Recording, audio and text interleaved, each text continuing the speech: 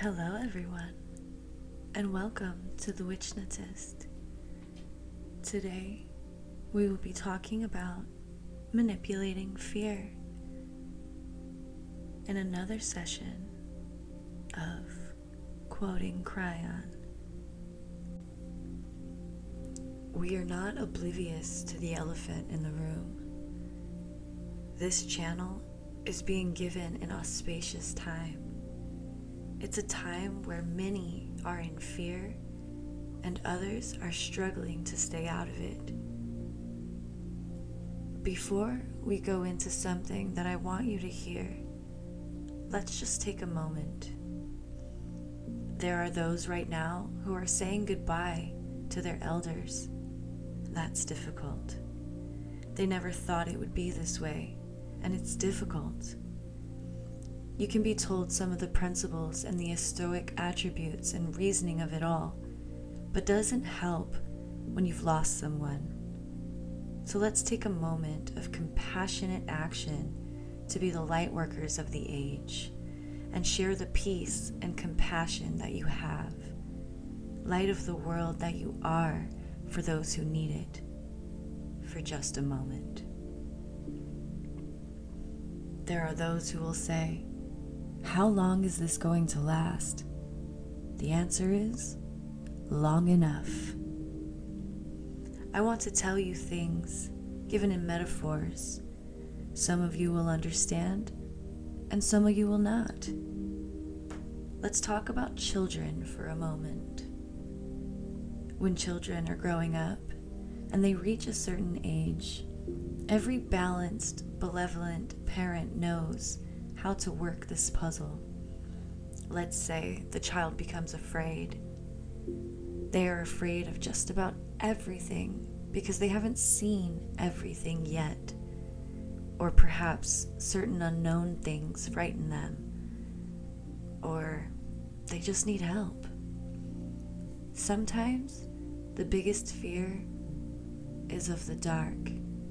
And they'll say, "Mom, Dad, I'm afraid of the dark. I don't know what's there. Help me, because there could be monsters lurking there." Every good parent knows how to handle this. They will tell their child, "Listen, young one, I'm going to turn the light on here for a moment, and when I do, I want you to see that there's nothing there.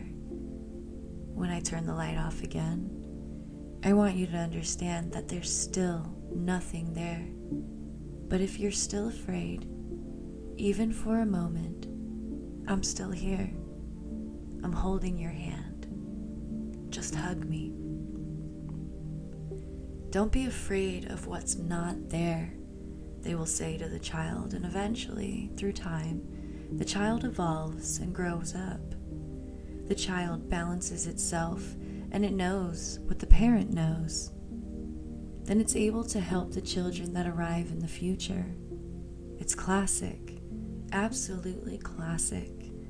Children go through times of fear when they don't understand things, but that is so easily correctable with compassion and love and the nurturing explanation. Every good parent listening or reading here has gone through this, and perhaps they even experienced it with their parents as well.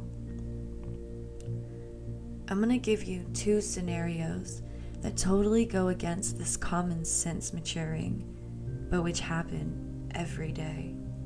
Perhaps it's inappropriate, but they happen. I want you to imagine that child for a moment in that state of fear, trying to make sense of the things in the dark. They always imagine things, perhaps, which might attack them. Scenario 1. What if, instead of a hug, the child saw that the parent was afraid too? When that happens, it's over for the child, and they often check out with no hope. They check out because it's too much to process. They're afraid of the dark, and so are their parents. Now, this can scar a child for life. They won't forget this moment because there's no hug, there's no explanation, there's no light, there's only fear. Their parents are shaking in fear as well. It happens. It has happened. It happens during war times when the parents can't do anything about it. Scenario 2. This one is even worse, and it represents inappropriate parental control. This is when the child is afraid of the dark and the parent says, "Well, you should be. There are evil things there, so you must do this and that." The child grows up with rules about evil or invincible dark things and understands that there's no hug for all the dark. There's only fear and rules to let you escape the worst. Everything I'm telling you is a metaphor. Some of you are understanding this already, and some of you are not. Every human being listening here, every one of you has an inner child. Some of those inner children right now are scared to death, and some are not. I know who is listening to this later. I know who is listening to this and watching it now. Many very mature old souls who know exactly where this is going will say, "Well, this message is not for me. I've gone beyond it." Have you? Have you really? How far does it have to go before that maturity breaks down and you start to fear? I'll tell you right now, light worker, old soul, all of you have nurturing, compassionate tools inside of you to soothe that savage beast called fear. If you don't hear it already from me, I'm giving you a prediction. One of the things that's going to radically change when this event, this virus, is all over, is the accountability from those who inform you in the media. When the dust clears, you're going to look at this closely and say, all the media made it worse.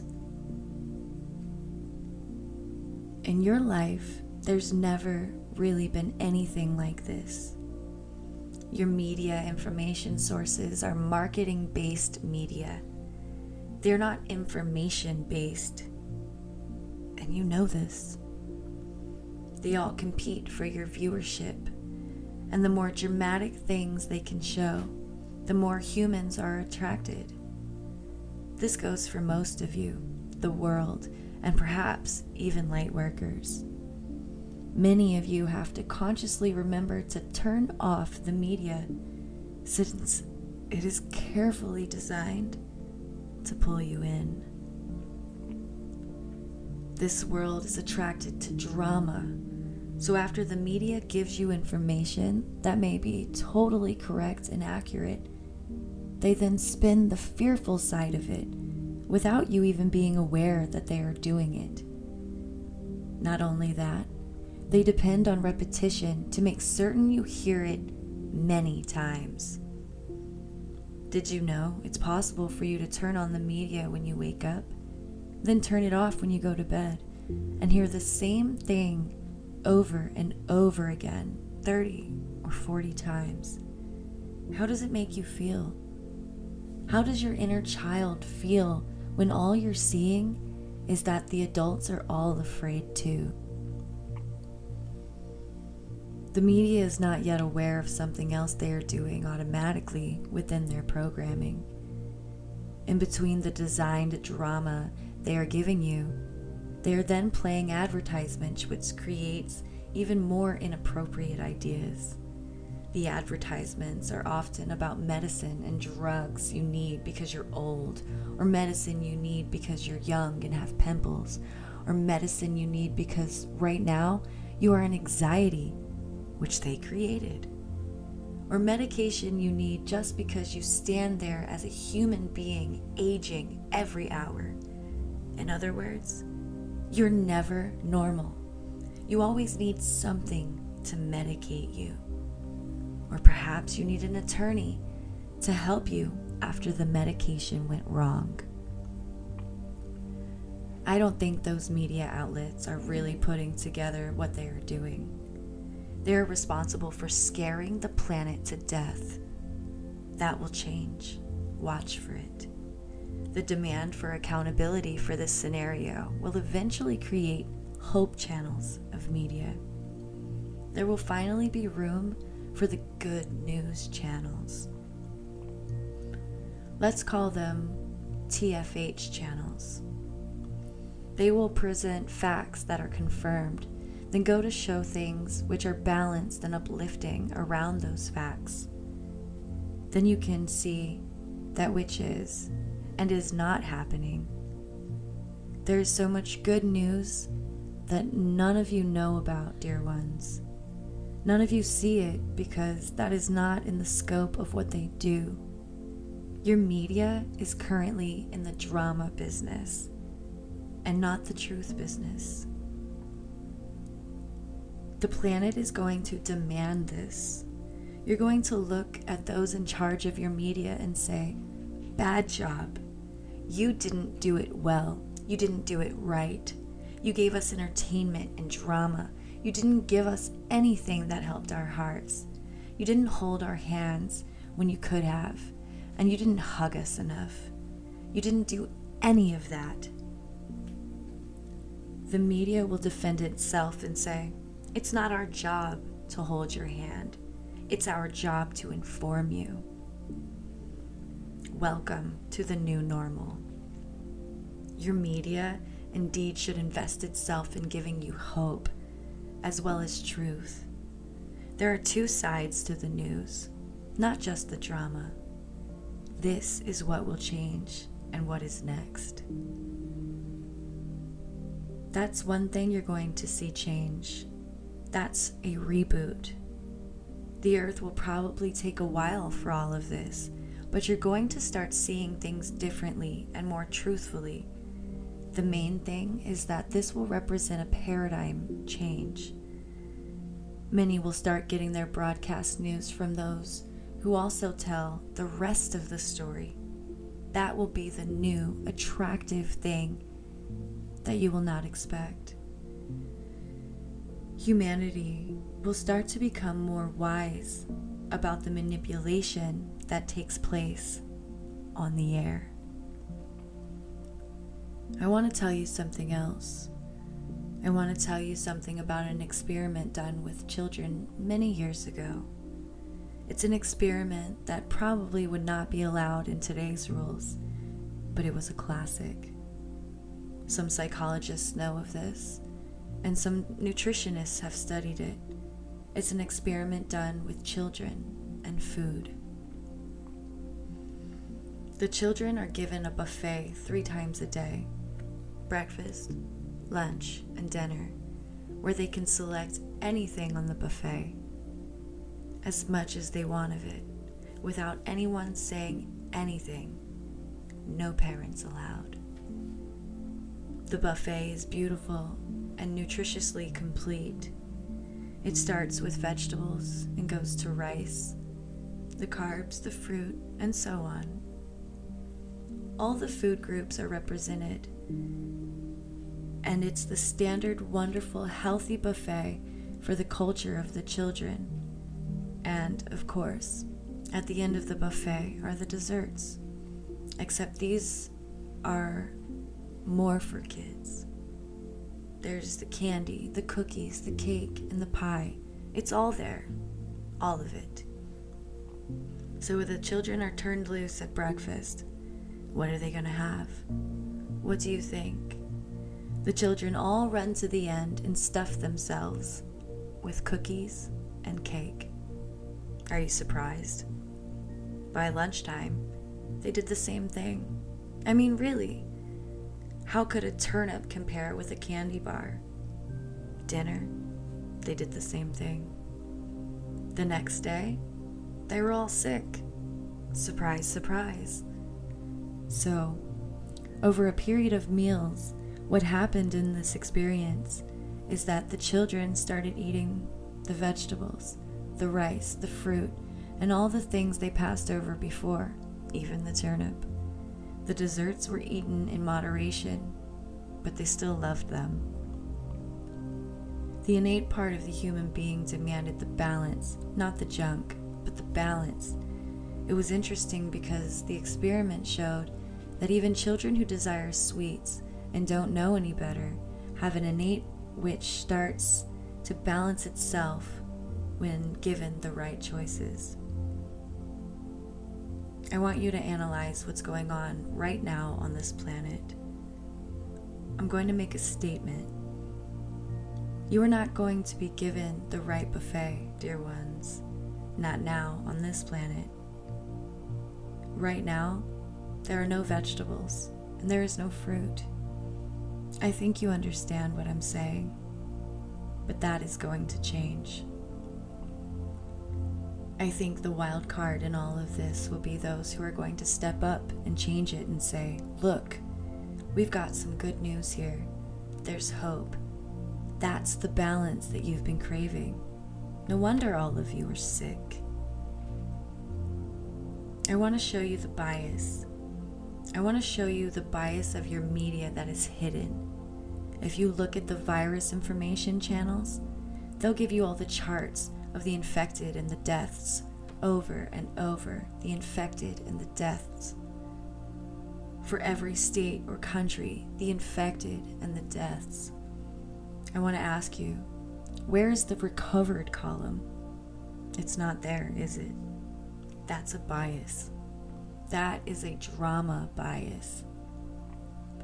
Did they tell you that over 99% of those who catch the virus recover completely? Where's that number? Do you also know that those who recover have natural immunity for a few years? Where's that information?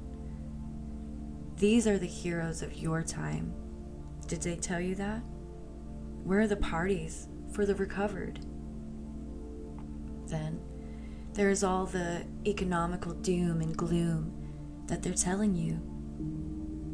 Not since the Depression, they say, have we seen this kind of economy. They are comparing your virus situation to the horrors of 1929, yet nowhere are they saying, wait a minute, this was created. You told us to stop working and stay home. This is not an economic depression like 1929.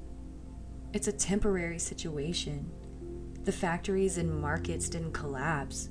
We're just not allowed to go out and work. The world economy will slowly return, and the stock market will also. It's poised and ready. This is not the end of the automobile industry or the manufacturing industry. It's not. This is just a bump. Are they saying that to you? Or are they comparing it to the worst of the worst? And you tune in and hear, there's no vegetables, there's no fruit, there's just junk. Prepare to be sick for a long time. Historians, generations from now, will look at some numbers which are very telling. Humanity in general has increased its lifespan attributes. There was a time, even in this country, when you would live 45 to 50 years old, and that was your life expectancy. You weren't really expected to live that long. There was too much disease and bad nutrition. All of the things have evolved, so now you're seeing a slow increase of lifespan because of nutrition and especially knowledge. This allows you to live well into the late 80s and even approaching the 90s. But historians in the future will see something odd. Generations from now, they're going to look at the life charts and say, what is this dip here? How is it that for a little while? Humans didn't live as long? They're going to name it the Corona dip. The dip they may see is for an entire generation of humans, and it had nothing to do with being infected by a virus. They will determine that by the millions, fear shortened their lives. Fear shortened their lives.